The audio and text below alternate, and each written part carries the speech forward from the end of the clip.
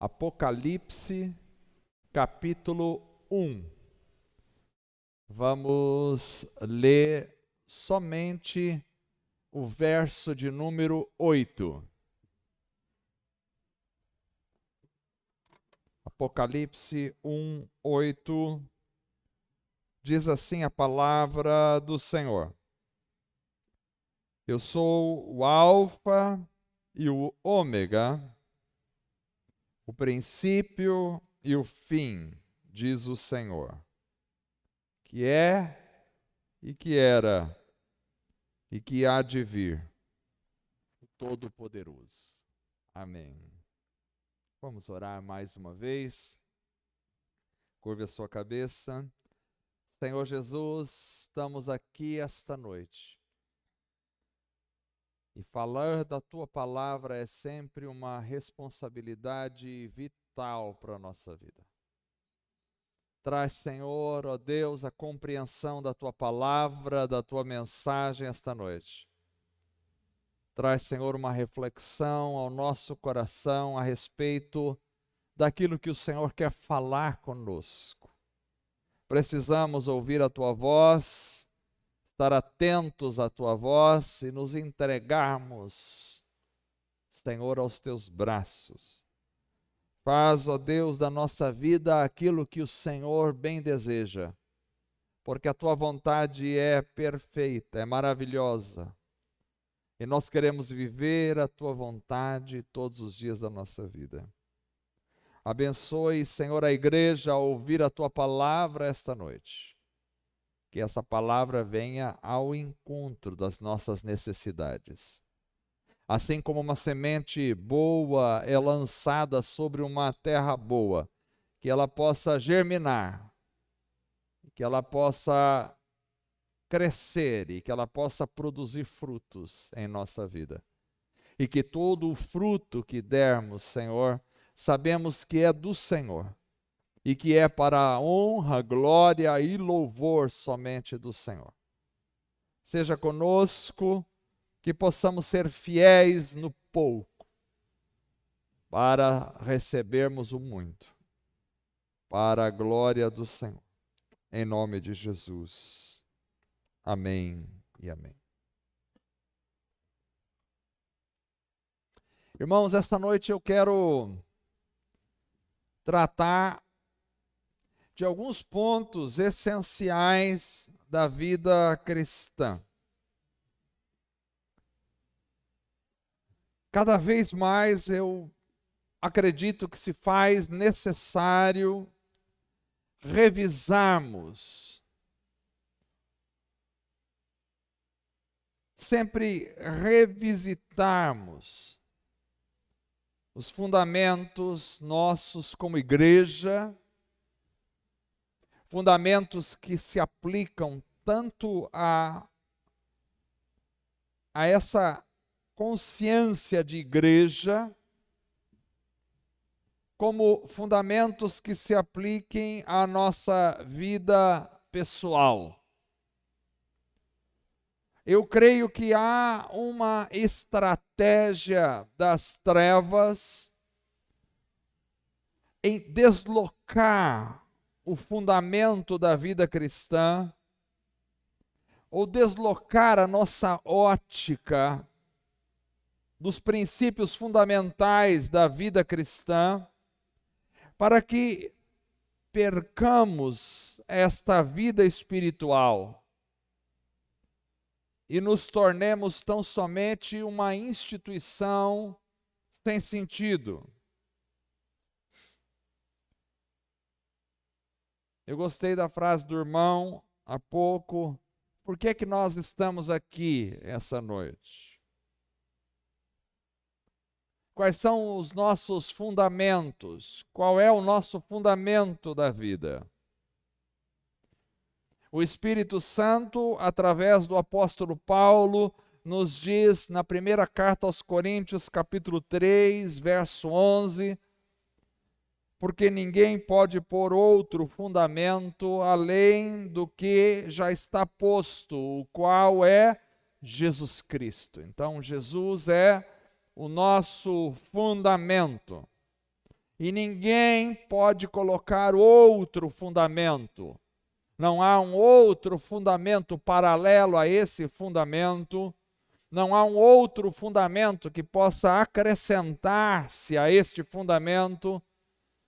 E não há nenhum outro fundamento que possa substituir este fundamento. Ou seja, Jesus Cristo é o único fundamento da nossa fé. E isso precisa ficar muito claro para nós. Porque como fundamento da nossa vida cristã, Jesus é a suficiência. Ele é suficiente para nós. Nele, e somente nele, nós encontramos tudo o que precisamos para viver uma vida cristã autêntica, estabelecida, construída, saudável. O texto que nós lemos essa noite é uma frase fundamental de Cristo para nós. João está tendo a visão do fim dos tempos, chamada revelação ou apocalipse. A palavra apocalipse não significa catástrofe. E as pessoas às vezes mudaram o sentido na nossa geração da palavra apocalipse. Então fala, isso é um apocalipse, quer dizer, é uma destruição, é uma catástrofe. Apocalipse não é destruição. Apocalipse é uma palavra que significa desvendamento, revelação. É Deus revelando o futuro. Deus revelando como seriam as coisas e como serão as coisas no fim dos tempos. Então, nesse momento que João está tendo esta revelação maravilhosa sobre o futuro, ele vê o Senhor Jesus e Jesus diz: eu sou o Alfa e o Ômega, o princípio e o fim, diz o Senhor, o que é, e que era, e que há de vir, o Todo-Poderoso. Nesta fala de Jesus, que é uma fala conhecida de todos nós, eu creio que nesta fala, só nesta frase, nós temos todo o necessário para a vida cristã. Só nesta revelação de quem é o Senhor Jesus. Porque Ele é o único fundamento que é necessário para a vida cristã. Tudo está nele. Tudo está em Cristo. Então esse texto começa nos mostrando que em Cristo nós temos, primeiro, propósito. Propósito. Ele disse, eu sou o Alfa e o Ômega. O princípio e o fim. Como vocês sabem, Alfa é a primeira letra do alfabeto grego, e Ômega, que nós aportuguesamos, é Omega, mas a gente aportuguesou para Ômega, é a última letra do alfabeto grego. Então Jesus disse, eu sou o Alfa e o Ômega, não fica nada de fora. Eu sou o A e o Z. Eu sou o princípio e o fim de todas as coisas. Isso significa que tudo está nele, que não há nada que fique fora dele. Isso nos mostra que em Cristo está o propósito de tudo que fazemos, porque tudo tem que ter o início nele e o fim nele. Tudo é dele, por ele e para ele. Nós somos dele, por ele e para ele. Nós não somos de nós mesmos. Nossos filhos não são nossos. Nossa casa não é nossa, nosso trabalho não é nosso, a terra em que pisamos não é nossa. Nada é nosso. Ele nos emprestou um tempo aqui nessa terra muito curto. Mas tudo é dele, a Bíblia diz: a terra é do Senhor. Se temos um terreno onde construímos a nossa casa, é passageiro, morremos e fica aí. Não, fica para o meu filho, para o meu neto, nada. Daqui a pouco um vende para outro e vende para outro. Nada é de ninguém. Tudo é dele, por ele e para ele. Impressionante é que ele está dizendo isso em Apocalipse, o último livro da Bíblia. Apocalipse, a profecia da consumação dos séculos, o final de todas as coisas. João estaria vendo o final naquele momento. E uma pergunta poderia ficar na sua mente ao ver o final: qual é o propósito de tudo?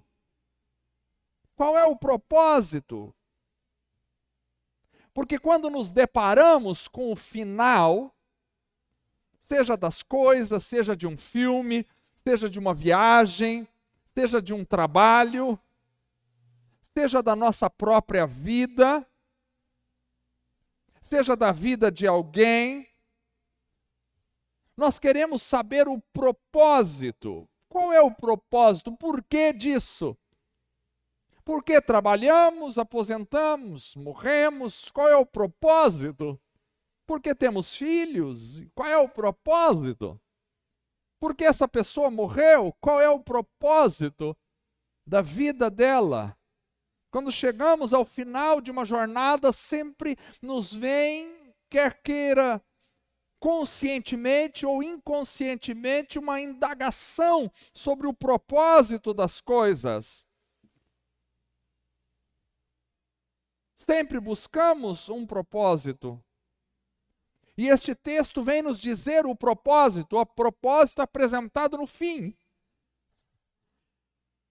Quando João vai ter uma revelação do fim, antes que ele pergunte qual é o propósito de tudo, então, se começou, veio a criação, os homens vieram e chegou o fim da vida na terra, ou da existência dessa terra, qual é o propósito de tudo? Esse texto vem nos dizer: o propósito é um só, Cristo. Cristo é o propósito. Ele é o começo e o fim. Ele deu início à terra e ele termina com a terra. E ele faz uma nova terra, uma nova vida, um novo céu e uma nova terra. Ele faz. A Bíblia diz que tudo que foi feito por ele, e sem ele nada do que foi feito se fez. Ele é o propósito. Ele começa e ele termina. Eu sou o alfa e o ômega. Que maravilha. Ou seja, se o propósito da criação do mundo, do cosmos, das estrelas, dos mares, dos oceanos, dos anjos e de tudo que existe é Cristo, e o final é Cristo, significa que tudo que eu faço na minha curta vida terrena, ou seja, o meu trabalho, tudo tem que estar alinhado com esse propósito, senão eu estou sem propósito. Alguém escreveu uma vida com propósito, e a vida com propósito só pode ser para a glória de Deus, porque Ele é o começo e é o fim de tudo. O que eu fugir disso aí, estou sem propósito. Quando eu trabalho para a glória de Deus. Quando eu faço algo ou deixo de fazer algo, em tudo tenho que ter Cristo como alvo no meu coração. É para louvá-lo, é para agradecê-lo, é para engrandecê-lo, é para conhecê-lo, é para torná-lo conhecido. Tudo tem que ter esse propósito como alvo. Se eu tenho um filho ou uma filha, é para levar o conhecimento de Cristo à minha família. É para viver Cristo dentro da minha casa. Se eu estou trabalhando, é para louvar a esse Cristo com o meu trabalho e para manifestar o cheiro dele aonde eu estiver. Isto é o propósito. Quando eu faço ou deixo de fazer, tudo tem que ser pensando nele e para agradá-lo, porque ele é o propósito. Então a minha vida, a sua vida é para Ele. Porque se Cristo não for o propósito para nós, então a nossa vida não tem propósito, não tem significado. Quando alguém está sem o propósito verdadeiro, quando? Quando o que ele faz visa a si mesmo, então ele está sem propósito. Quando ele faz as coisas para si mesmo, e quando o que ele faz está visando a si próprio, ele está sem propósito. Não tem significado a sua vida, porque ele vai passar como o vento. Ele vai passar como o vento passa. Quando o objetivo meu é para mim mesmo, ou para os meus, ou para a minha família, então o propósito não é o Senhor. E por conseguinte eu não tenho propósito. Estou sem significado. Quando o que me motiva a fazer algo é a minha manutenção da minha vida física, esta é a minha motivação, então o propósito não é Cristo, eu não tenho propósito.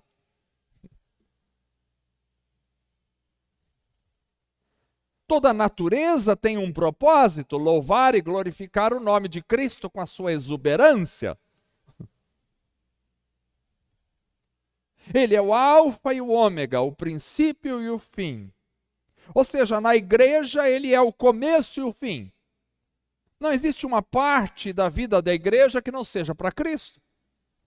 Não existe uma parte do culto que não seja destinado à adoração a Cristo. Se fizermos alguma coisa aqui que tiver o propósito do pastor ou qualquer outra pessoa, nós não estamos tendo Cristo como propósito. Isso não significa que não podemos ajudar uns aos outros, claro que devemos, e quando fazemos, fazemos para o Senhor. Fazemos para o Senhor. Então, ele é a razão da igreja, ele é a razão dos nossos louvores, quando cantamos, essa música bonita que cantamos, já ficou agora como música oficial de todos os cultos, certo? Ficou estabelecida. Então, quando nós cantamos, cantamos para o Senhor, não cantamos para nós. Não cantamos. Se cantamos para mostrar o quanto nossa voz é bonita, se cantamos para mostrar, ou tocamos para mostrar a nossa habilidade, se estamos aqui na frente para que os outros vejam a nossa aparência, então nosso propósito é nós mesmos. E não tem propósito, porque está nulo, ele é o começo e o fim, o que não é para ele não serve para nada, será queimado como palha e desaparecerá na história como poeira da vida. Ele é o propósito. Se vamos cantar para louvá-lo. Ele é a razão dos nossos louvores, é a razão desta mensagem. O que prego aos irmãos sobre ele, por ele e para ele. Prego para agradá-lo, prego para falar sobre ele, prego para manifestar o seu poder, prego para ensinar sobre ele, prego para falar aos irmãos que precisamos vivê-lo. Esse é o propósito, Cristo é o propósito. Tudo o que fazemos, fazemos por ele e para ele. Se damos as nossas ofertas, é para o Senhor e pelo Senhor, para a manutenção da obra do Senhor, porque amamos o Senhor. A igreja começa com ele, a igreja não existia até que ele veio à terra e ele disse, eu vou construir a minha igreja, vou fundamentar a minha igreja sobre a pedra. E quem é a pedra? Pedro disse, ele é a pedra de esquina, Cristo. Ele é a pedra fundamental da igreja, então a igreja começa com ele. Porque a pedra fundamental é o alicerce da igreja. Eu me lembro que quando nós construímos alguns templos no passado, a gente fazia pedra fundamental. Me lembro de ter construído no Parque dos Pinheiros, na época, avivamento bíblico, com os meus tios, que eram todos lá construtores, e a gente fazia uma caixinha, e eu me lembro disso, e colocávamos uma Bíblia, e fechávamos aquela caixinha, e colocávamos também antes lá, colocávamos o nome das pessoas que trabalharam naquela construção, fechávamos, e ali começávamos a construção, como que uma forma simbólica de dizer que aquilo ali, a fundamento era a palavra do Senhor. Não é que era uma macumba, não, para abençoar nada. Não existe essa boa cumba nem a macumba. Mas assim, ali era apenas um propósito, um símbolo. A igreja começa com Cristo, porque ele é a pedra fundamental da igreja, mas ele também é a pedra angular da igreja. Está em cima, está embaixo. A igreja começa com ele, caminha por ele, tem o Espírito dele. A igreja só vive por causa do Espírito dele. Ele disse, eu vou enviar o Espírito Santo. O Espírito do Senhor está sobre nós. Então o Espírito dele está aqui. A igreja está fundamentada nele porque ele é o que, de alguma forma, dá vida, dá forma à igreja.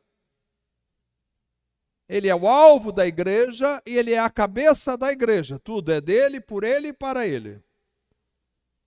Mas na vida pessoal, ele também é o começo e o fim. Ele é a razão da minha vida, da sua vida. Ele é que nos motiva a continuar e não parar. Ele é o princípio e o fim da existência de cada um de nós. Ele é que diz, agora chegou na hora de você nascer e agora chegou na hora de você morrer. Ele é o que controla a nossa vida. Tudo em nós tem que apontar para ele e só tem sentido nele. Este é o propósito. Porque estamos aqui, estamos respondendo a pergunta para servi-lo, adorá-lo e exaltá-lo. Esse é o único propósito de estarmos aqui essa noite. Esse é o primeiro elemento que precisamos entender, propósito, que está naquele texto. Mas também esse texto nos mostra não só que encontramos o propósito em Cristo, mas também que em Cristo nós aprendemos outro elemento fundamental, que é a submissão. Eu sou o alfa e o ômega, o princípio e o fim, diz o Senhor. No original diz o Senhor Deus, diz o Senhor. Diz o Senhor. No grego eles chamavam de Kyrios. César era chamado de Kyrios, de Senhor, por seus servos. Mas quando Jesus chegou, chegou o Senhor dos senhores. E César teria que chamar Jesus de Senhor, se quisesse ter propósito em sua vida. Senão, sua vida passou e ficou apenas o seu nome na história, que pouco nos interessa. Diz o Senhor. Eu sou o alfa e o ômega, o princípio e o fim, diz o Senhor, Senhor. Diante do Apocalipse, da revelação, do fim, tanta briga na história da humanidade, tanta briga por terra, por poder, por domínio. Essa é a briga do homem, em todo momento. As guerras são por terra, são por poder, são por domínio. Nações querendo dominar sobre nações. Há pouco, antes de vir para cá, estava assistindo um documentário sobre a vida dos maias, quando os espanhóis chegaram na América Central, na América Latina. Eles foram entrando e foram dominando os maias e destruindo as civilizações, porque a briga do homem é sempre por poder. Quem manda? Quem manda? E aí ficou uma região que era uma espécie cercada por matas, onde os espanhóis não entraram, e ali tinha uma cidade maia construída. E essa cidade aguentou mais 100 e poucos anos, 120, 130 anos ou mais, depois da chegada dos espanhóis. Mas chegou um tempo que os espanhóis falaram, bom, este é o último rei dos maias que ainda existem, vamos acabar com eles também. Construíram estradas, o exército invadiu e acabou, porque os homens vão por causa do poder, do domínio. Então, falando do Apocalipse, no fim da revelação da história, tanta briga por terra, por poder, por domínio, ficaria talvez uma questão, na final, quem domina? Na história, nós tivemos a estátua de Nabucodonosor, que ele sonhou, que começou o reino ali, na época da profecia de Daniel, começou com os babilônios. E os babilônios chegaram e disseram, nós dominamos. Mas aí, de repente, vieram os medos persas, que se uniram e derrubaram o reino dos babilônios. E aí Ciro se interpôs em Dário e disse, bom, quem domina aqui são os persas, nós estamos dominando. Aí os persas acharam, nós mandamos em tudo. Mas aí vieram os gregos, e os gregos derrubaram o império persa e disseram, não, quem manda somos nós, agora são os gregos que mandam. E quando os gregos achavam que estavam mandando muito, vieram os romanos e disseram, não, quem manda é a gente, agora são os romanos que mandam na história. Afinal, quem manda? Quem é senhor na história? Quem governa? Os homens brigam por autoridade, mas o fato histórico mostra que as autoridades vêm e vão. Os imperadores sobem ao trono e morrem, e descem do trono. Os impérios são construídos e destruídos na história. Os homens brigam o tempo todo por poder. Quem governa finalmente? A quem pertence afinal a autoridade? E a resposta está aqui. Muitos podem querer ser grandes na terra, mas só Ele é chamado Senhor. Eu sou o Alfa e o Ômega, o princípio e o fim, diz o Senhor. Ponto final. Não é um Senhor, é o Senhor. Porque a autoridade, o poder, o domínio é dele. E ponto final. Os homens podem brigar por poder, por autoridade, como Pilatos, que se achou muito poderoso e disse para Jesus, tu não sabes que eu tenho poder para te matar ou para te soltar? Jesus olhou para ele e disse, nenhum poder teria se do alto não fosse te dado. Ele está falando com o governador romano que está investido da autoridade de César. Mas quem é o imperador, o governador romano, ou quem é César? Onde está César hoje? Onde está o império romano hoje? Onde está? Virou poeira. Os bárbaros foram comendo o império romano pelas bordas, os godos, visigodos, ostrogodos, foram invadindo o império romano e desfacelou. Acabou Roma. Onde está Roma e seu poderoso império? Mas continua tendo um Senhor na história. E esse Senhor é o nosso Senhor. Aleluia. Que maravilha. Então, quando dizemos que Jesus é o Senhor, dizemos que lhe devemos submissão e obediência. Porque há comando na história, no universo, e o comando é dele. É importante isso porque nós, como seres humanos e como igreja, não só precisamos de propósito na vida, mas também nós fomos feitos, e preste atenção nisso, nós fomos feitos para viver em submissão, em obediência à autoridade. É verdade. A gente pode achar que não, mas é. Sabe por quê? O homem, ele foi feito para dominar. Veja bem, o homem foi feito, Gênesis capítulo 1, verso 26, é o começo da história. O começo, o primeiro capítulo da Bíblia já vai falar da função do homem. 1:26, e disse Deus, façamos o homem à nossa imagem, conforme a nossa semelhança, e domine sobre os peixes do mar, sobre as aves do céu, sobre o gado, sobre toda a terra e sobre o réptil que se move sobre a terra. Bom, então o homem foi feito para dominar. Para dominar o quê? Dominar a terra, dominar a criação. Não dominar os anjos. Não dominar o trono, dominar a terra. A terra, nós somos feitos para dominar. Faz parte da nossa construção, da nossa genética, dominar. Mas precisamos aprender que o domínio do homem não é absoluto. A autoridade do homem é derivada. Ela só existe porque uma autoridade maior investiu a humanidade de sua autoridade.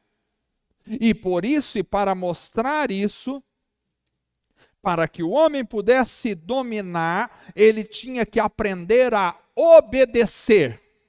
Por isso, Deus, quando fez o homem, estabeleceu uma ordem: não coma. E ele tinha que obedecer aquela ordem.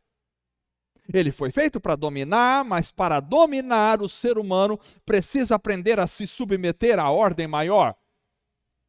Por isso, todos nós precisamos aprender a submissão. Não coma do fruto da árvore. Fomos feitos para viver no reino. E quando falamos de reino, falamos de autoridade, de submissão, num reinado a governo, a submissão. E o homem precisava aprender isso, a governar e ser governado para poder governar. Em Cristo nós encontramos a nossa submissão. A vida cristã é uma vida de obediência e submissão a Cristo. Por isso podemos reinar com Ele a partir do momento que aprendemos a nos submeter a Ele. Nós não somos seres autossuficientes, por isso precisamos aprender a viver em submissão.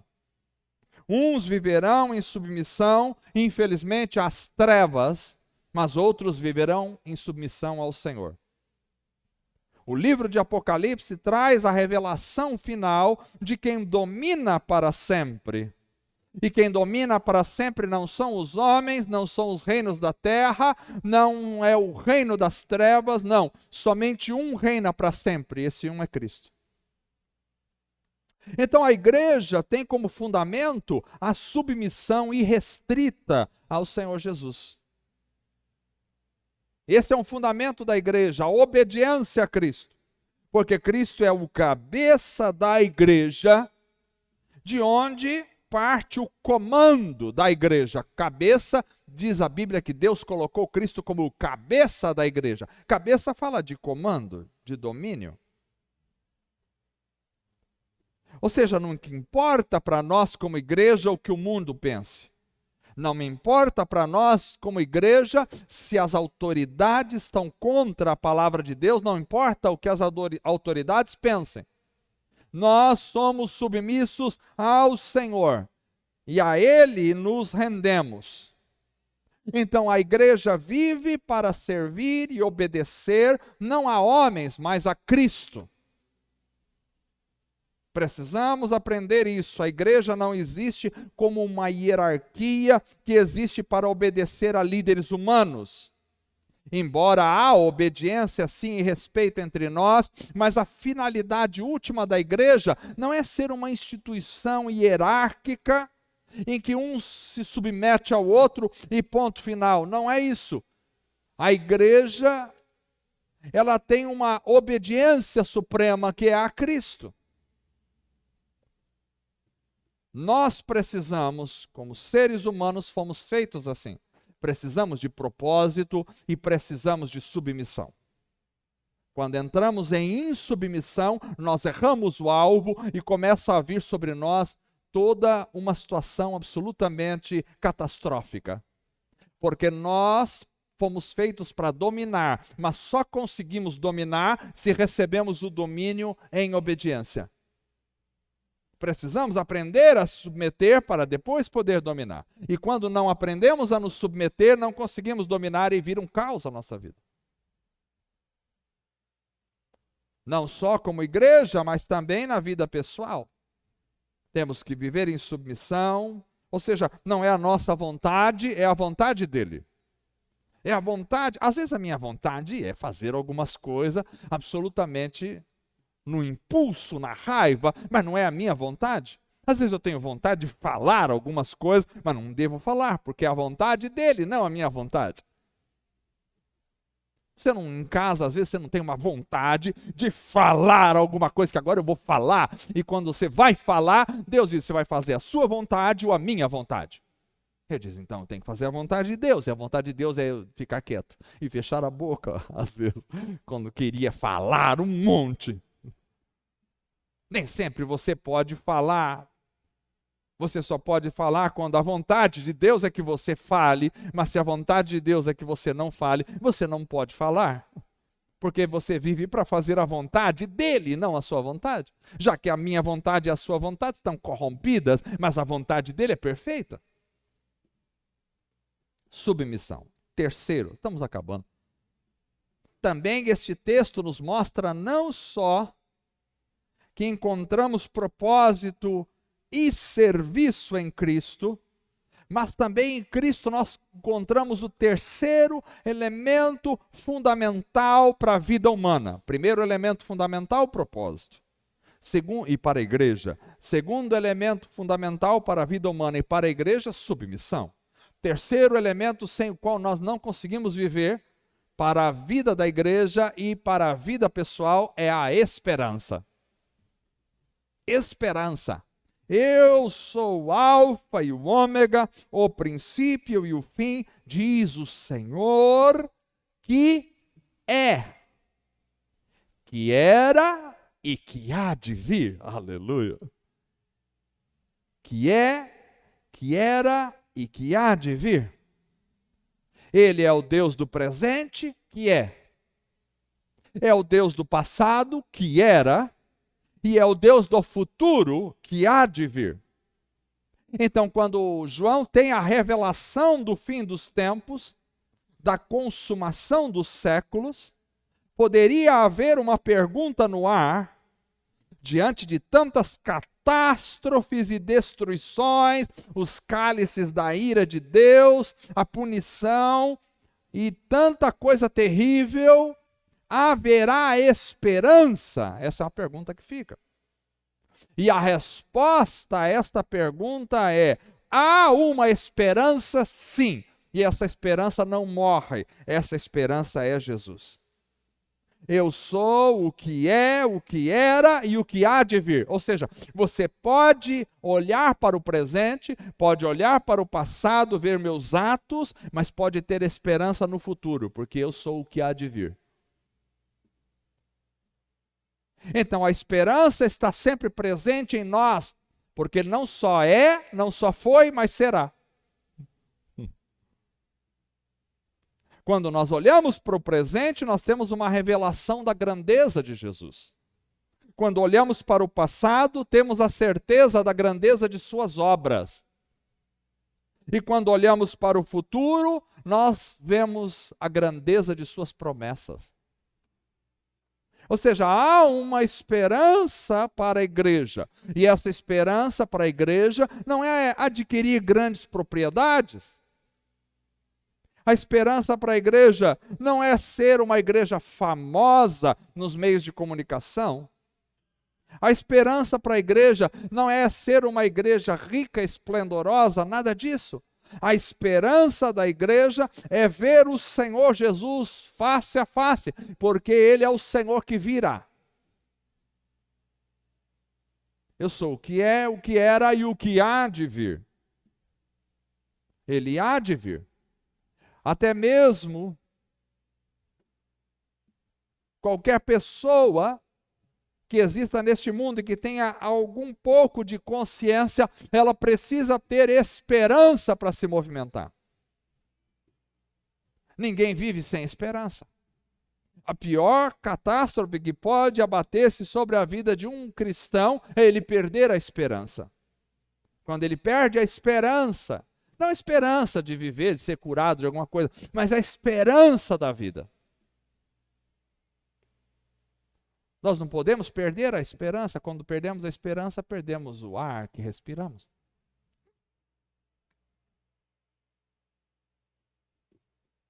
Precisamos viver essa esperança todos os dias. É o Deus que nos dá a esperança, aquele mesmo Deus que foi no passado, que é no presente e que virá no futuro. Por isso Paulo diz em Colossenses capítulo 1, verso 27, Cristo em vós, esperança da glória. Então há uma esperança para a igreja, eu sou aquele que virá. Mas também, na nossa vida pessoal, nós temos essa esperança. A nossa esperança não é outra senão vermos Jesus. Tem muita gente cheia de tantas esperanças na vida e por isso há tanta frustração e desânimo, porque coloca as esperanças erradas. Se é uma esperança que desvanece com o tempo, a nossa esperança não é casar e ter belos filhos. Nossa esperança não é se aposentar bem, com dinheiro bom. A nossa esperança nem é viver 130 anos aqui na terra com saúde. A nossa esperança é nos encontrarmos pessoalmente com o nosso Senhor. Essa é a esperança de cada um de nós. Precisa estar firme, viva dentro de nós. Se você arranca a esperança do coração de uma pessoa, você mata aquela pessoa. Dizem que Nelson Mandela ficou preso muitos anos na África do Sul, mas uma coisa que o manteve vivo na cadeia, segundo ele, foi a sua esperança de um dia poder sair de lá e voltar para a sua família. A esperança, enquanto estava vivo, o manteve vivo.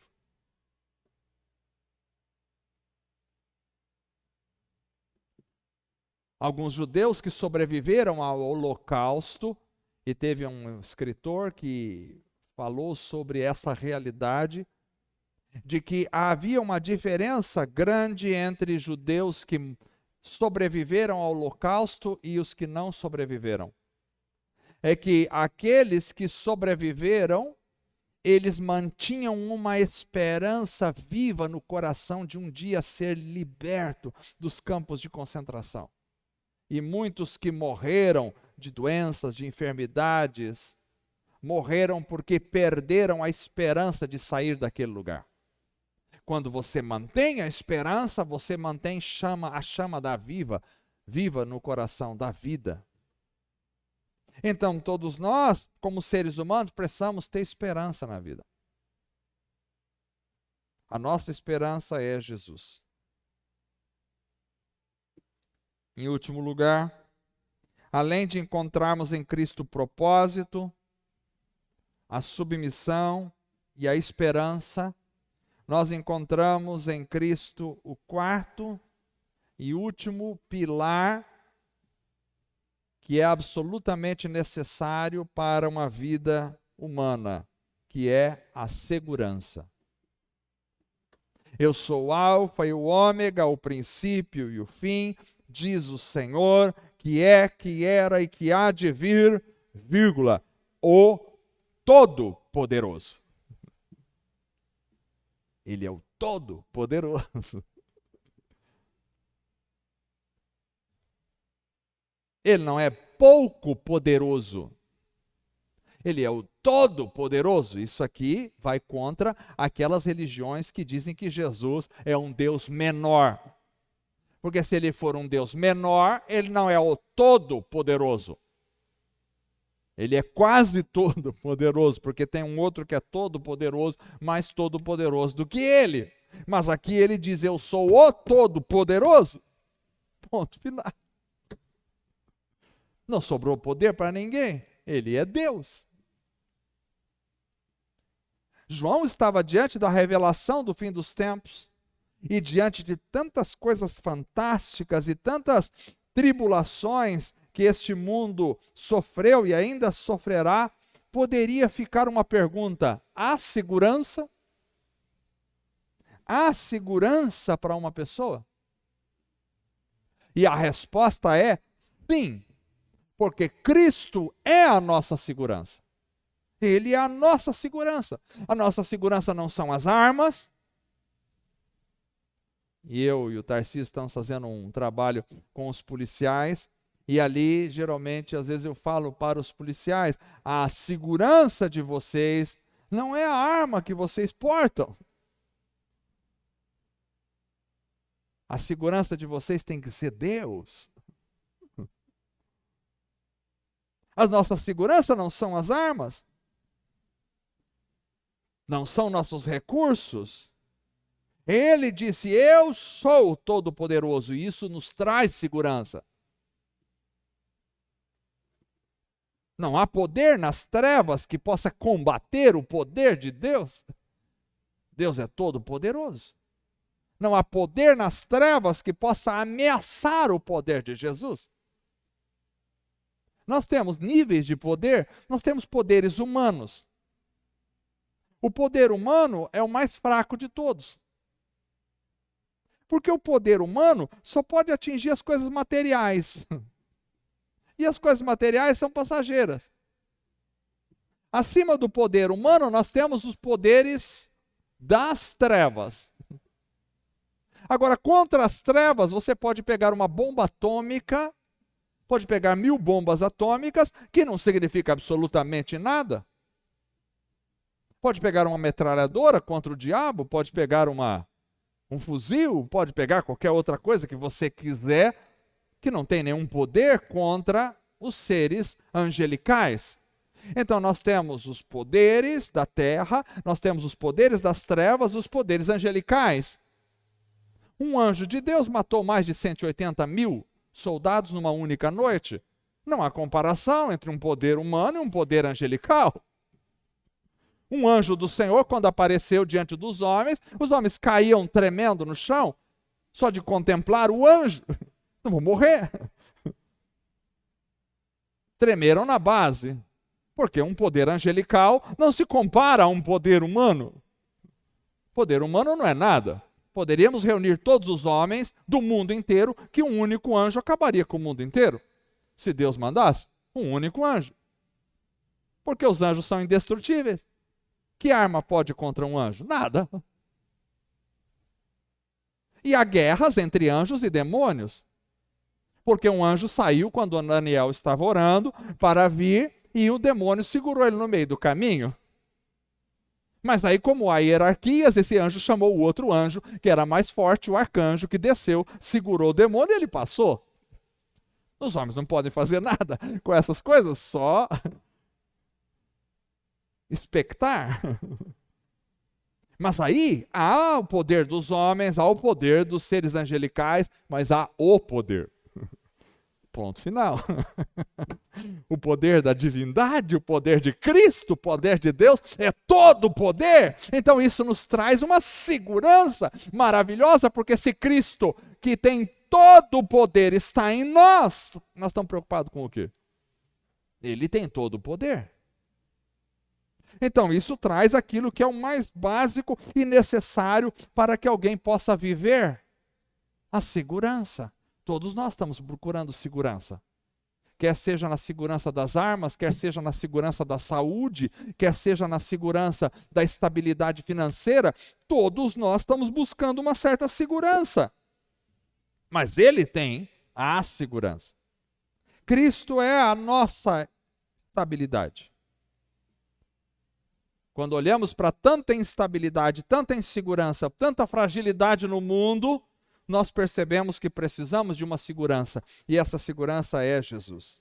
Então a igreja tem uma segurança. A segurança da igreja não são os membros ricos, que podem trazer grandes contribuições.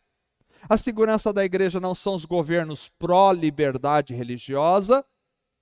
A segurança da igreja não é ter recursos financeiros e humanos. A segurança da igreja é Jesus. Ele é a nossa segurança. Ele é a nossa segurança. Ele é o Deus Todo-Poderoso. E na vida pessoal, a nossa segurança não é termos boas somas de dinheiro guardados. Nossa segurança não é buscarmos uma saúde física. Nossa segurança não está em nossos recursos, na polícia ou qualquer outra coisa. A nossa segurança está em Jesus. Porque Cristo é o fundamento.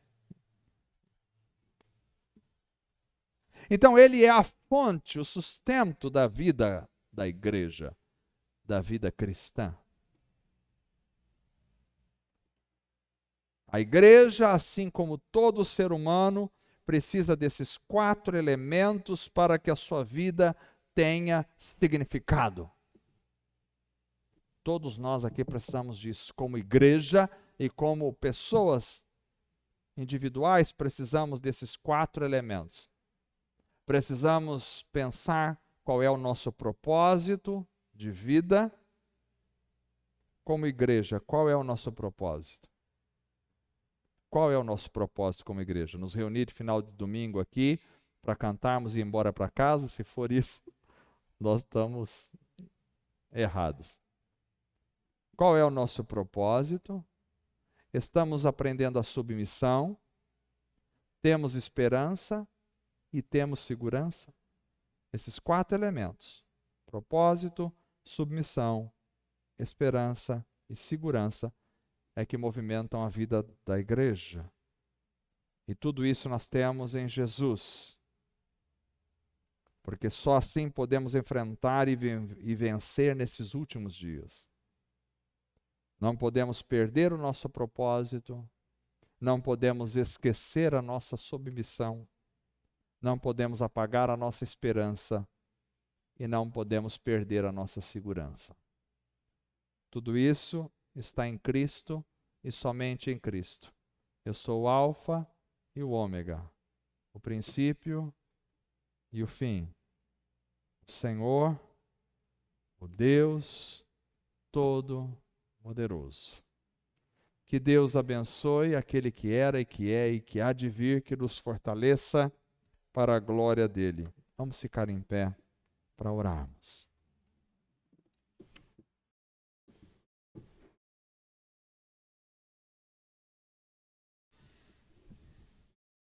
Feche os seus olhos enquanto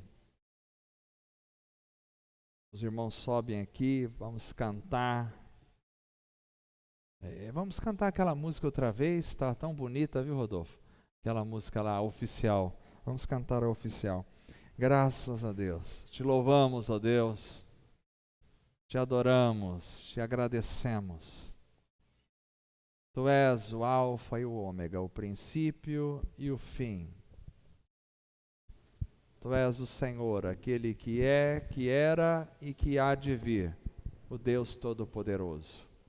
Tu nos dás propósito, ó Senhor. Tu nos dás, ó Deus, a instrução da submissão. Nos coloca submisso à Tua vontade. Tu nos dás, Senhor, esperança. Tu nos dás segurança. Que nunca falte esses elementos na nossa vida. Todos eles estão concentrados em Ti, Senhor Jesus. Tu és a nossa razão de viver. Abençoa a Tua igreja, fortalece os corações dos irmãos. Que não falte na vida do meu irmão propósito. Que não falte na vida do meu irmão obediência e submissão ao Senhor. Que não falte na vida do meu irmão esperança.